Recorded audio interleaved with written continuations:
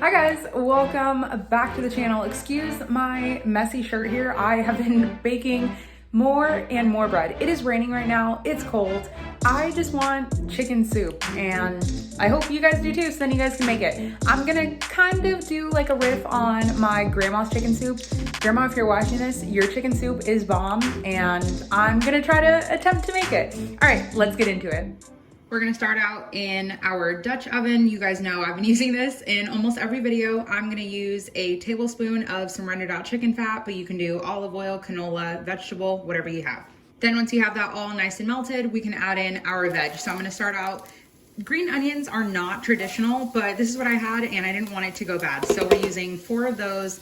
I chopped the entire thing and 1 large onion. Just want to give everything a brief stir. Yes, I am using a soup ladle to mix this around because I know later that's what I'm going to use to serve it. So why wash more dishes if you don't have to? Then after a couple minutes, we can hit it pretty generously with some salt, some black pepper, a little bit of thyme, probably about a half a teaspoon, and a little bit of the Spice Tribe porcini. If you have the Trader Joe's mushroom seasoning, I think it's called like the umami seasoning, then you can add a teaspoon of that. And I almost forgot half a teaspoon of some paprika just for a little bit of color. Now we can give this a stir. This is when I talk about blooming the spices. You want to make sure everything gets like super brown and toasty and just amplifies all of those flavors. Then you can add in about 2 to 3 ribs of some celery and 3 carrots that I just sliced up into like half an inch, quarter of an inch little, what do you call these, circles? Then mix everything again. Then I'm gonna hit it with a tablespoon of some garlic. Then we can add in our 4 chicken legs. I wish I had 6 or like even more chicken legs or even thighs, because then I would throw it in there. But I'm saving them. If you guys know anything about this storm, meat is like very scarce right now. So the fact that I'm even able to make a chicken soup with like actual chicken on a bone is like just really surprising. Okay, so that is all of this. Then now you're probably thinking, okay, well, where's the broth? I'm gonna add in some of the Smart Chicken organic garlic, rosemary, bone broth. This is really good. So the reason I went with this one, I also have the mushroom one and just like the regular chicken one, but I would typically put rosemary in my chicken soup and I added garlic. So this is just like helping me amp up the flavors. And you guys know I make my own bone broth, but your girl did not have time to defrost it out of the freezer.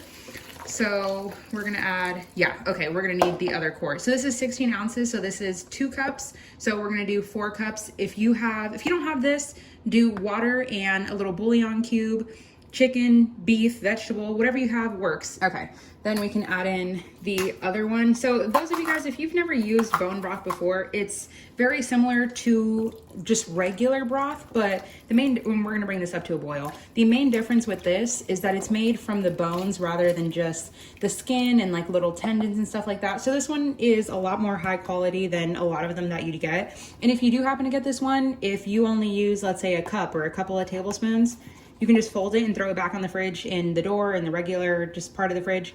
But the one thing about bone broth, even the bone broth that I make, if you guys have never used it before, when you put it in the fridge and you bring it out, it's gonna be very gelatinous. So you'll shake it up in here and it sounds like Jello and it just kind of like moves in like one motion instead of it being like that. Can you guys hear that? Just like liquid, you know, just so you guys don't see it and then are like, what the heck? It went bad. No, it's the collagen and chondroitin that is found in bone broth that makes it like that. So now we're gonna bring this up to a boil. I am just going to make sure I scrape everything off of the sides.